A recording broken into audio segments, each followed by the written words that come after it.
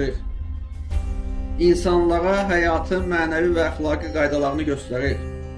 Quranda iman, ibadət, ədalət, mərhəmət, insan münasibətləri kimi mövzular geniş şəkildə izah olunur.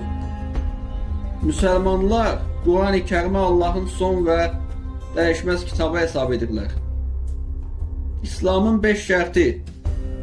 İslam dininin əsasını təşkil edən 5 əsas ibadət var. Bunlara İslamın 5 şərti deyilir.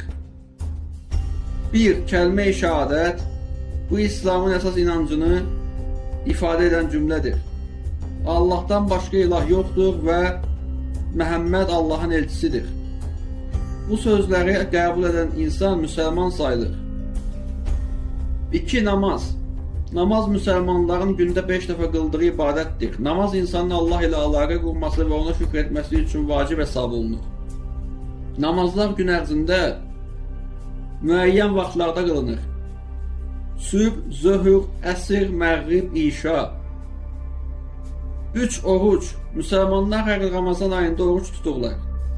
Oruc sübh azanından gün batana qədər yemək və içməkdən uzaq durmaq deməkdir.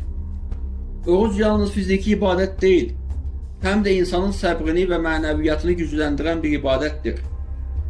4. Zəkat. Zəkat İslamda sosial ədaləti təmin etmək məqsədi daşıyan ibadətdir. Varlı müsəlmanlar mallarının müəyyən hissəsini kasıb və ehtiyacı olan insanlara verməlidir. Bu ibadət cəmiyyət daxilində həmrəylik və yardımlaşma yaradır. 5. Həcc.